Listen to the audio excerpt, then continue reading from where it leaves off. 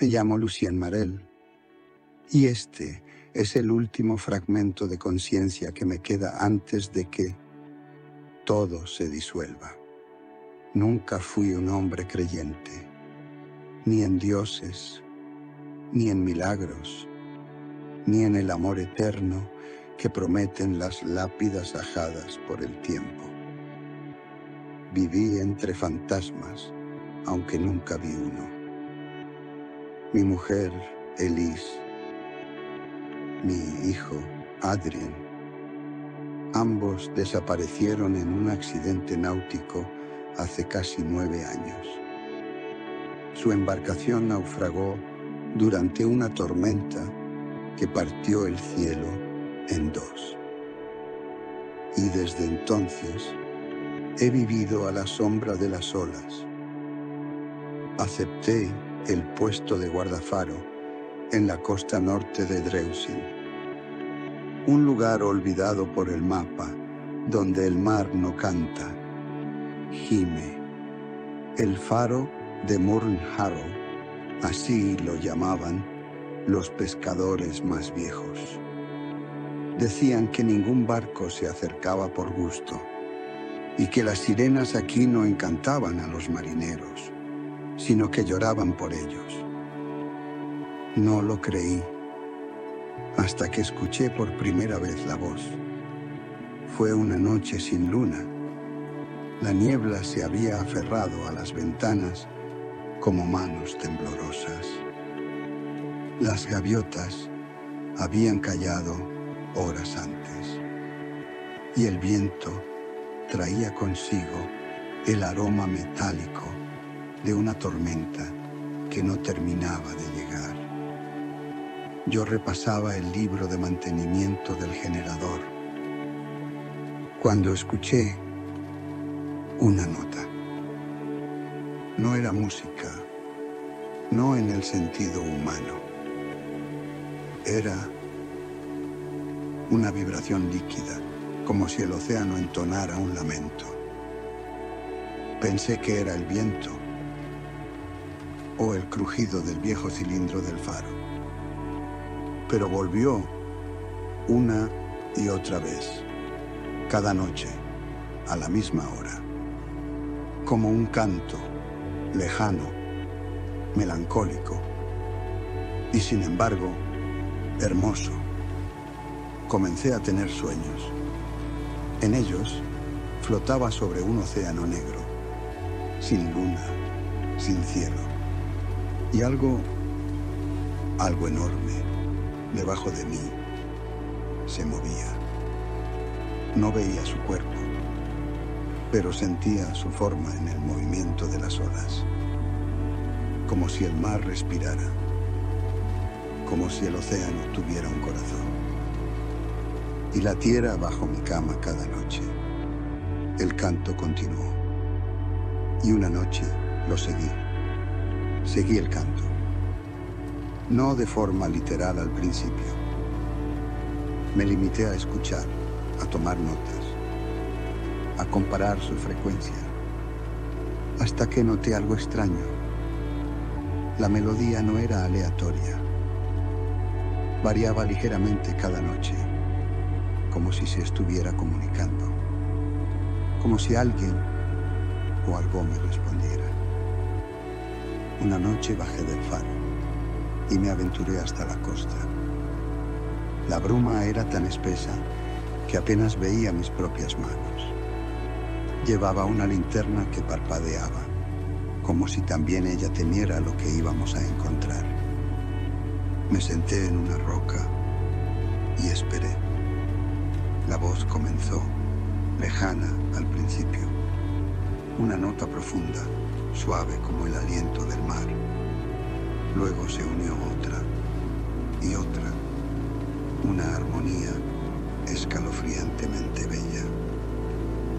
Cerré los ojos y por un instante la pena se disipó. Ya no dolía el recuerdo de Adrien, ni la ausencia de Elise. Era como si su memoria hubiese sido absorbida por esa melodía. Y eso me aterrorizó más que cualquier pesadilla. Esa misma noche, al volver al faro, encontré algo. Un objeto en la entrada, justo donde mis botas habrían pisado si no me detenía a encender el candil. Era una piedra blanca, lisa, casi translúcida, tallada con un símbolo, una espiral irregular, como una flor que se marchita hacia adentro. No la toqué, pero no podía dejar de mirarla. Me recordaba algo que no sabía que recordaba. Subí al despacho para buscar mis cuadernos viejos, y entre los dibujos inconscientes de mis noches de insomnio, ahí estaba el símbolo. Había estado dibujándolo durante semanas, sin saberlo, sin entenderlo. Esa misma noche, en mis sueños, vi una silueta caminando sobre las aguas. No nadaba, no volaba, no flotaba. Simplemente caminaba. Y con cada paso, el mar retrocedía, como si temiera tocar su piel. La figura se detuvo frente a mí. Era alta, delgada, con un rostro que no era rostro, y de su pecho brotaban cuerdas como de un violín desgarrado, que vibraban sin moverse, y cantaban. ¿Eres tú?, pregunté sin voz, y una palabra no dicha brotó en mi mente. Taenith. Desperté con el corazón latiendo en un compás que no era mío. Algo o alguien se había instalado en mí. No con violencia, sino como el peso silencioso del recuerdo. Como una canción que no puedes dejar de tararear, aunque no sepas de dónde la aprendiste. Durante días, el canto no regresó. Pero el símbolo apareció en otros lugares, en la corteza de una rama cerca del acantilado, en el vaho de la ventana mientras llovía, incluso en una grieta del suelo que no había notado antes. Como si el mundo quisiera recordarme que no estaba solo, o que nunca lo estuve. Y entonces volvió, una noche en que el cielo parecía hecho de tinta espesa. El canto era distinto, más profundo, más triste, como si contara una historia olvidada por el tiempo. Tomé mi grabadora, bajé a la playa, y allí estaba ella, o lo que creí que era una mujer, de pie, entre las olas. Su silueta, apenas perceptible, bajo un velo de sombra líquida, cantaba. Pero esta vez lo hacía mirándome, no con ojos, sino con presencia, como si su lamento estuviera dirigido solo a mí, porque yo susurré, sin esperar respuesta. La respuesta llegó igual, no con palabras, sino con imágenes. Mi mente se llenó de lugares que jamás visité, de ruinas sumergidas, de voces que hablaban en ecos quebrados. Y en todas esas visiones, el símbolo brillaba, girando, abriéndose, devorando. Empecé a perder tiempo, horas que desaparecían, días que no recordaba haber vivido. Encontraba nuevas entradas en mi diario, escritas con mi letra, pero con palabras que yo nunca habría usado. Versos, fragmentos de lo que parecía una antigua elegía, una oda a Taenith. Soñaba con ella cada noche, a veces como figura, otras como canción. Y en los sueños, su voz ya no era solo un canto, era un idioma imposible. Una mañana me desperté con sangre en las yemas de los dedos. Había tallado el símbolo en la pared de piedra del faro, profundo, preciso, como si hubiese tenido siglos para practicar. Ese día lo entendí. No la estaba descubriendo, la estaba recordando. Taenith no había venido a mí. Yo había sido suyo desde antes del tiempo. Desde aquel sueño comencé a entenderla. No con el intelecto, sino con los huesos. Taenith no era una presencia externa. Era una herida en el tejido del mundo. Un eco de algo anterior a todo lenguaje. Empecé a verla en el reflejo del agua. No su forma, sino su ausencia. Donde debería haber un reflejo mío, solo quedaba una sombra. Como si, poco a poco, yo estuviera dejando de existir. Los pescadores del pueblo empezaron a notarlo. Dejaron de saludarme. Me evitaban. Una anciana cruzó al otro lado de la calle al verme, murmurando algo en un dialecto que jamás había escuchado. Entre susurros alcancé a oír la canción de los rotos. Esa noche, el faro encendió su luz solo y giró, aunque el mecanismo estaba oxidado desde hacía meses. Una luz blanca, pura, pero vacía, como una mirada sin alma. Bajé a la playa de nuevo, y esta vez la vi. Toda ella. No era humana, no era bestia, no era diosa. Taenith se alzaba desde las profundidades como una torre viva. Su cuerpo era una amalgama de tendones, bruma y silencio. Su cabeza no tenía ojos, pero emitía una luz pálida desde grietas en su rostro, como si estuviera hecha de mármol y lamento. Sus brazos colgaban largos, como cuerdas que se extendían hasta tocar la superficie del mar, y de ellos brotaban notas, como si el océano mismo cantara al tocarla. No me habló, pero entendí.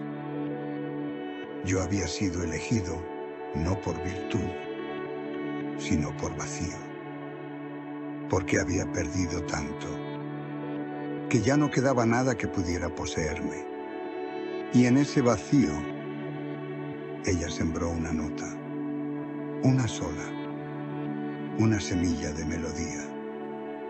Y supe, con un terror tranquilo, que algún día esa nota germinaría.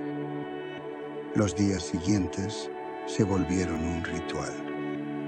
Yo, escribiendo obsesivamente en viejos cuadernos de bitácora, ella, cantando a través del mar en los amaneceres sin sol.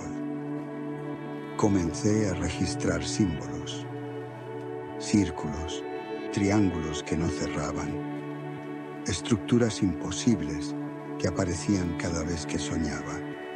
Era como si mi mente ya no fuera mía, sino una antena.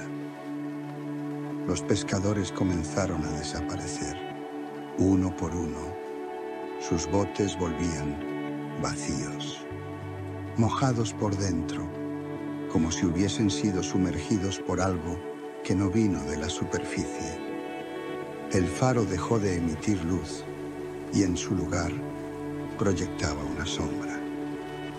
Una silueta parecida a ella, pero no exactamente. Una noche, la marea subió tanto que golpeó las ventanas del segundo piso. Era imposible geográficamente, pero sucedía. Todo el pueblo callaba, como si supieran, como si siempre lo hubieran sabido y esperaban que alguien más lo enfrentara.